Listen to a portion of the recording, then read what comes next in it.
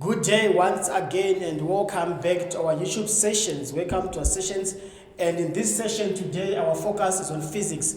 We want to understand physics, mainly the first part of forces, on how do we draw free body diagrams, how do we come up with what are called net forces. So let's get into the content for the day. So when it comes to types of forces, we've basically five main types of forces that we deal with. The first one, it is called weight. Weight is also called gravitational force. So gravitational force, the shortcut is just Fg with an arrow. So this is the first type of force that we normally find on diagrams. Now, what kind of a force is it?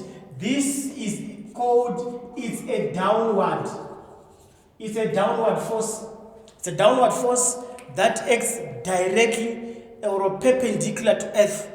So in other words, gravitational force, it's a force that always acts perpendicular to Earth. Like for example, if we have an object that is on a surface like this object is on a surface, which means because the object has weight, its weight will always act directly, or that is perpendicular to the ground, to the earth. We can label this as Fg. So in other words, this is how gravitational force acts. So this is the first type of force that we find on free body diagrams. Let's look at another type of force. So before we can look at the other type, let's understand that this one, it always acts downwards, perpendicular to the ground or perpendicular to earth. So the second type of a force that we're going to take a look at is a force that we shall call the second one, which is normal force. This is normal force. Normal force, what is important is that normal force is an upward force. It is an upward force. It's a force that will always act upwards. It's a force that will always act upwards in this way. So if we have an object that is on a surface, this is our object, it's on a surface, normal force will act upwards. But it's very important for us to understand, when we say normal force acts upwards, the ground is also horizontal. So let us look at a situation whereby there is an incline like this. If there's an incline and we have an object that is resting on an incline, that means our normal force will always act perpendicular to the surface which is carrying the object. So therefore, we shall have normal force acting in this way. This is our normal force. It will not act upwards or perpendicular to the surface, to the earth. Why? Because in this first case here, our object is on a surface which is horizontal. So normal force will also be perpendicular, or that is vertical, perpendicular to the surface. But in this case, our surface is inclined.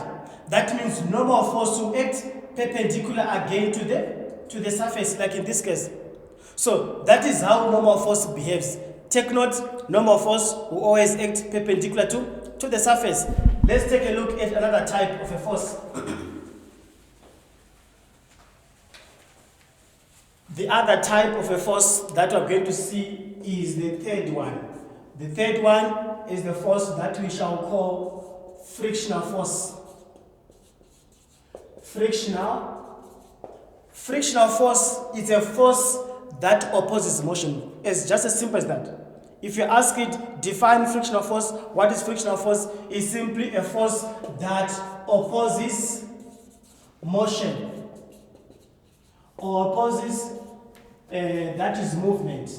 So it's a force that opposes motion or movement. But basically, let us understand the dynamics about frictional force, because frictional force, we have the first type, which is called static frictional force. Now, when you talk about static frictional force, This is frictional force that is between what are called stationary objects. Stationary objects. So frictional force between objects that are not moving. That's what we call static friction. But now let's look at the other type, which we shall call kinetic frictional force. Kinetic frictional force is now the opposite of static frictional force. Why? Because kinetic frictional force, this is the force between objects that are moving. Friction between objects in motion. Between objects that are in motion. That means two objects that are moving. So we got two types of frictional forces, which is static frictional force and kinetic frictional force. And by formula, frictional force, whether it's going to be static or as kinetic frictional force, we shall have kinetic frictional force or static frictional force equals to coefficient multiplied by normal force. But we shall get deeper into where and how do we use this kind of formula. So let's understand we have two types of forces, static frictional force and kinetic frictional force, as two types of forces, of frictional forces that act on objects. The difference is that if it's static, objects are stationary, they are not moving. If it's kinetic, objects, they are moving. That means objects are in motion. That is kinetic frictional force. By formula, kinetic frictional force or static frictional force is calculated by coefficient multiplied by normal force. Now let's take a look at now what happens on frictional force and how do we represent frictional force. So in this case, let's say we have an object that is on a surface. This object is being pushed by applied force and frictional force acts opposite. So in other words, frictional force, it always acts opposite the direction of motion. That is what we need to understand. We shall get into free body diagrams. So let's move on to the next type of force. The other type of force that you need to understand how it works, it is what is called tensional force. Tensional force or tension, this is the force that exists in ropes, in cables. So if we have objects that are connected together, the objects connected together, this is B, this is A, which means the force we shall find in this, it is what is called tensional force. So it's simply the force that you find in strings, in ropes, or that means when two objects are connected together and there is tension inside that string. So this is the force which we find in strings called tensional force. Let's move on to the last type. The other type of force, the fifth main type of force, we shall call it applied force. Now, applied force comes in so many in different ways. We shall put the first case we shall call it A, whereby let's say there's a person who is pushing an object A. That means if this person is pushing this object, this person is applying a force to the right. So this is what shall be called applied force. The force that this person is pushing or is putting, is applying or is exerting on this object, that is what is called applied force. But it doesn't end here. We also have, maybe, let's say we have a car, we have a car. This car is going to have an engine. The fact that this car has an engine inside it, that is also another form, another sign of what is called applied force. So applied force comes in so many ways. We can define applied force as the force that humans or machines apply on objects. That is what is called applied force. Now let's get deeper into free body diagrams and see how then do we draw free body diagrams in physics. It is very important that before we can get deeper into Newton's laws, first law, second law, or third law, whatever laws, let us understand dynamics of how free body diagrams work. So we shall just have the first type. Let's have the first case.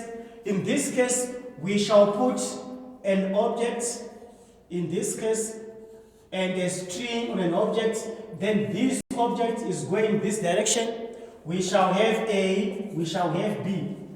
So let us understand something here. How then do we draw free body diagrams of these two? If there is applied force in this case, and also that the surface is also rough. If the surface is rough, that means there is the presence of what is called a kinetic frictional force. So let us start with object A. Object A, what kind of free body diagrams do we draw? So I want you to understand the steps of how do we draw free body diagrams. The first step, number one, is to understand the plane at which A is sitting. A is sitting on an horizontal object, or horizontal surface, sorry. So if our surface is horizontal, then our plane is going to be horizontal in this case. This is our plane. It's also horizontal, as this plane where the object is sitting is also horizontal. Then the next thing to do is to understand that as long as we have a plane or a surface carrying the object, there will always be what is called normal force. Normal force will act perpendicular to the surface, like we say. As you can see here, our object is going to be represented by a dot.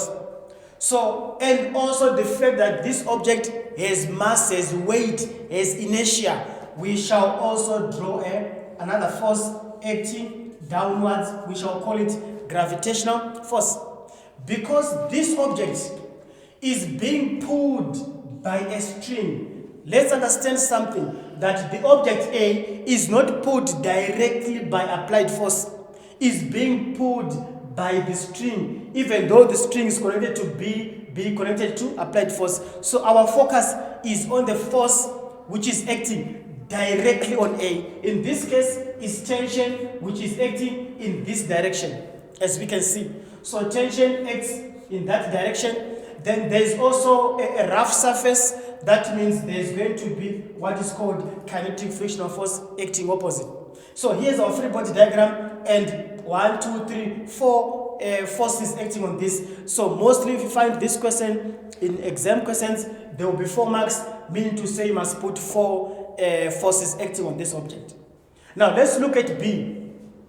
At B, again, our plane is horizontal. We shall draw a horizontal plane in this way. Then there will be normal force acting upwards. Here is normal force. Our object represented by a dot. Then let's draw down what is called a gravitational force. And there is applied force acting in that direction. That means we shall have applied force here. Then acting opposite, we have kinetic frictional force.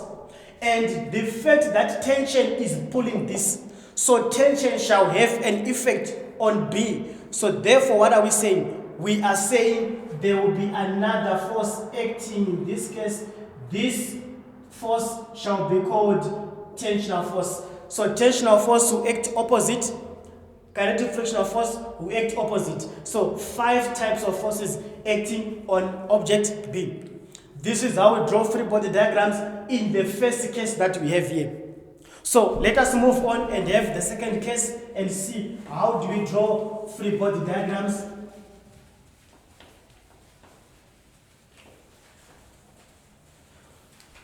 So let us have another case whereby objects are on an incline in this way, and we have applied force. This is B, this is A. So let us see how do we draw free body diagram for object A. So let's say this is inclined at 30 degrees. So the first case was horizontal. The second case is now an incline, which is inclined and slopes upwards to the right. So in other words, let us see how do we draw a free body diagram. We start with what is called a plane. Which one is our plane? our plane is inclined, so shall we draw in this case. In this way, this is our plane with a dot in the middle. So our plane shall follow the same way. Following the same way. And then the next thing to do is to understand that object A, what forces are acting on it, there will be applied force. There's going to be normal force acting on object A. Normal force is there because object A is still on a surface. So we shall have normal force acting in this way. This is normal force. Then the next thing to do, we shall have gravitational force. This is gravitational force. So understand some dynamics here, that normal force observes the law that it is supposed to be at 90 degrees to the surface. Gravitational force is supposed to be perpendicular to Earth or going directly on the ground. So therefore, gravitational force will act in this way. So we also have tensional force acting upwards, because this object is being pulled upwards by what is called tension. And then acting downwards is going to be kinetic frictional force.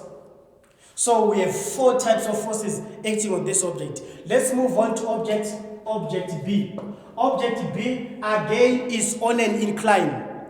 Object B is on an incline in this way. This is the incline. This is the incline.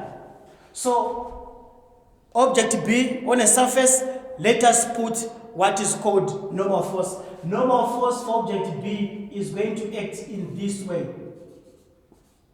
As usual, normal force will always be perpendicular to the surface. Then gravitational force will act downwards. This is our gravitational force, Fg. And also there's applied force acting upwards, which means this is going to be applied force and this is going to be kinetic frictional force. But we are not yet done, because tension has an effect on B. Tension is acting backwards on B. So we are going to have another force dropping down in this way. This is going to be what is called tensional force, also acting downwards. So we have our free body diagram drawn in this way. 5 forces. So what we are going to do now is that if you have an incline, your gravitational force it needs to be resolved into 2 planes. In this case, let's understand something here, that if you are asked in a test or an exam to draw free body diagrams for A, this is the free body diagram for A. This is the free body diagram for B. But you need to understand also that you need to resolve gravitational force on A. You need to resolve gravitational force on B. Now, how do we resolve gravitational force? Let us understand. What you are going to do now is that you must drop down another force, dotted line. This is going to be what is called, we are resolving gravitational force. So this is Fg cosine theta, or cosine 30. There is 30 degrees cosine 30. Then we shall also have another one dropping down in this way. This is going to be Fg sine theta, or a sine, what is called sine 30. So you have Fg sine 30 in this way, in this plane here. You also have Fg cosine 30 perpendicular to the plane. So resolving Fg, you resolve it in this way. Fg here is resolved in the same way. We have another dropping down, and we shall call it Fg cosine theta. We shall also have another one, then we shall call it Fg sine theta. So this is how we resolve the gravitational force, which is not perpendicular to our normal force. So this is very important, as we shall talk about what exactly are called net forces. Net forces, so let's talk about net forces. F net is equals to Ma. For this one, net forces are found along the plane. Net forces are found along the plane. So in other words, this plane, it has 1, 2, 3 forces. that are on the plane. This is our plane. So understand this, that if the object is going upwards, which means we shall have a case whereby every force acting upwards shall become positive. Every force acting downwards along the plane shall become negative. So therefore, if we are to represent net forces on either first law or second law, then we shall represent them in this way. Representing our net forces for object A, we shall have this one acting upwards, Ft becoming Ft. So we have first F net is equals to MA. So F net, I said they are found along the plane. Ft is positive, subtract Fk, subtract Fg, sine theta, it is equals to MA. So this is how we write our net force. Our net forces are found along the plane. Ft is going upwards, so it's positive. Fk, frictional force, going opposite. Fg sine theta, the weight component, also acting down, opposite movement. So therefore they will be arranged this way. Your F net is tensional force minus kinetic frictional force minus Fg sine theta. That becomes your F net. Let's move on to B. Let us understand which one is going to be our net forces. So we shall have our net forces being written in this way. So F net is equals to MA. Then our net forces are found along the plane. So our plane is in this case whereby the object was moving upwards. So therefore every force that is going upwards shall become what? Shall become positive here. Every force, we have 1, 2, 3 forces acting downwards. They will all become negative. Why? Because they are going against motion. So therefore our F net shall become Fa applied force minus Ft minus Fk minus Fg sine theta is equals to Ma. So this shall be our net force F net, Fa going upwards minus all of them along the plane is equals to Ma. So let us also understand that this is how we draw free body diagram. This is how we represent them on the first law or second law. This is how we resolve them into components. Let's take a look at another free body diagram again and see how do we draw free body diagrams.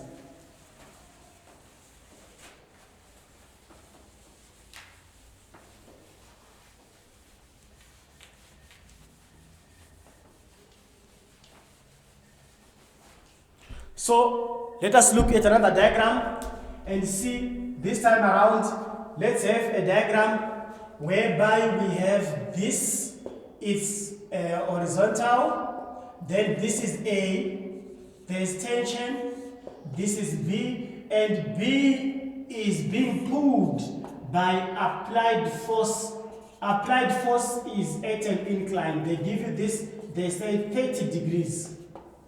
So I guess you can see that this applied force is not horizontal, it's a bit inclined. So let us see how do we draw free body diagrams of this diagram that we have here. So first and foremost, let's start with A. Then we shall move to B. So starting with A is on a horizontal plane.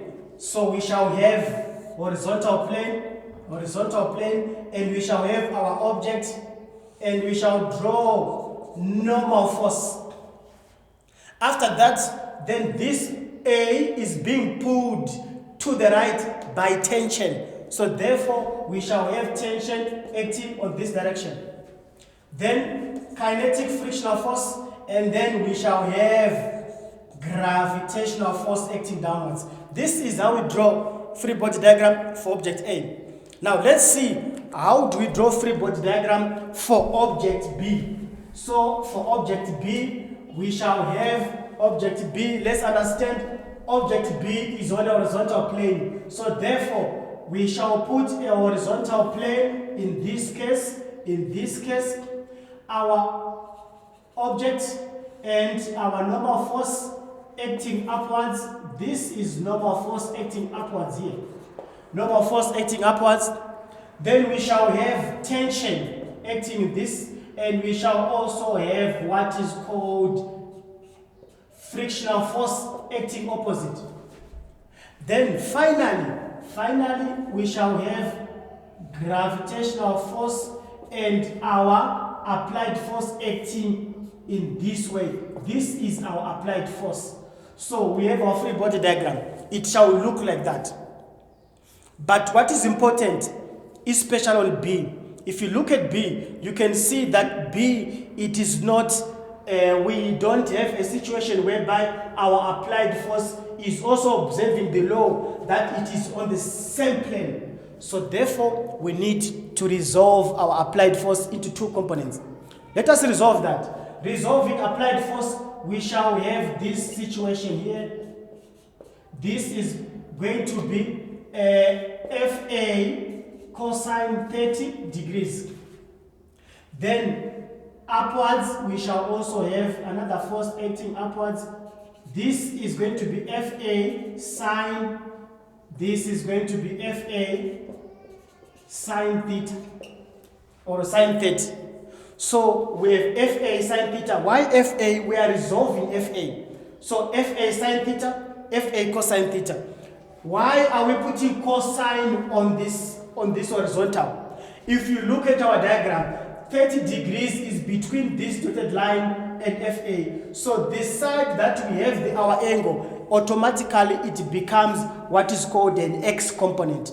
This is an X component. So X component carries cosine all the time. So this is going to be FA cosine 30, FA sine 30, sine 30 acting upwards. So therefore, this is the kind of free body diagram that we shall have. Now let us understand how then do we solve our F net is equals to MA. First, let's start with object A.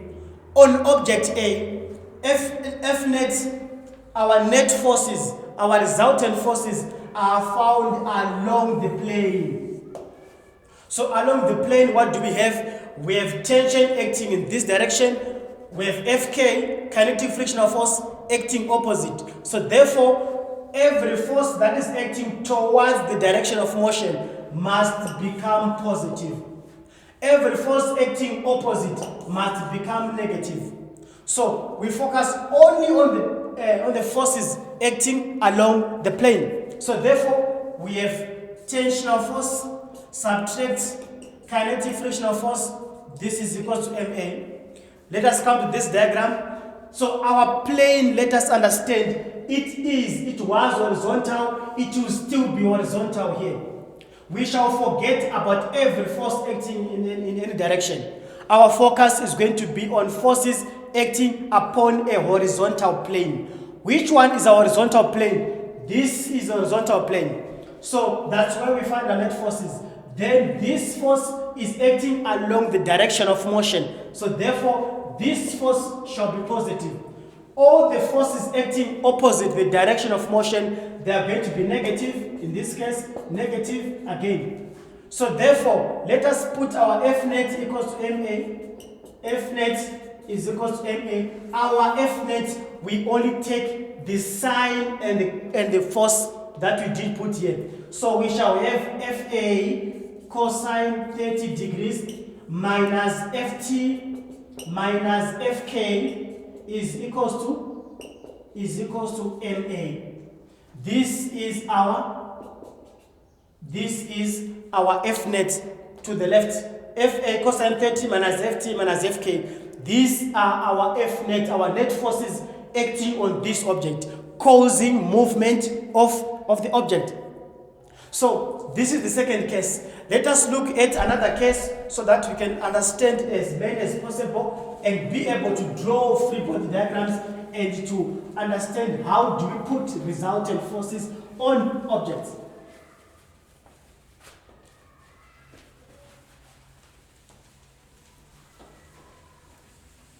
So the next type that we are going to have in this case is that we are going to have this, we shall have this, and object is on a surface is A, and then we shall have a string acting in this way, a string, and then we shall have the object suspended in this way.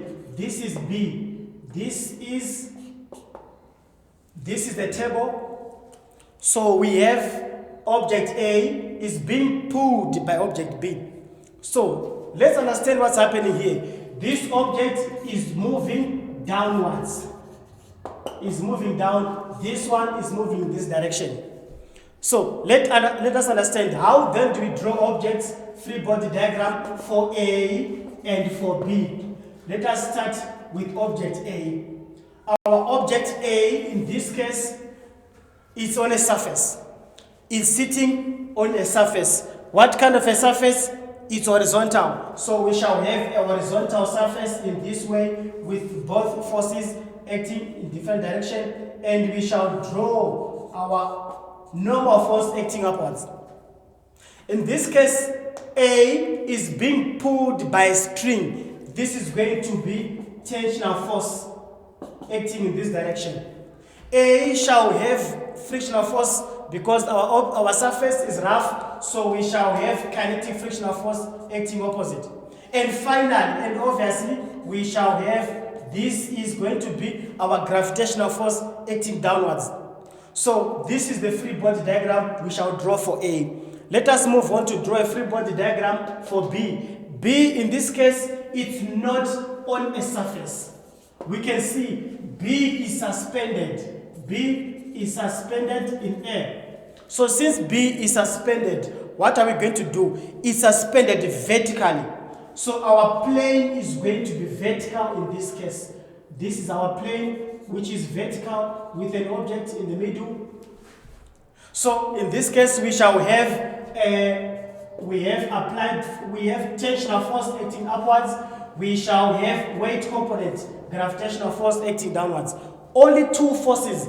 That is, if we are to ignore effects of air friction, as most of the questions around grade 11, grade 12, they both should ignore effects of air friction. We shall have a free body diagram drawn in this way. Now let us understand how then do we put our net forces. F net is equal to A. Since F net is equal to A, what are the net forces acting in this plane? We have gravitational force minus tensional force.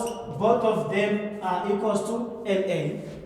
Just like that. Then in this case, our plane has two forces acting. We shall have tensional force subtract kinetic frictional force. Both of them equals to Fma. So these are our net forces. These are our net forces on this object and on this object separately. So as we continue, let us understand maybe one more type. Let us understand if we have a case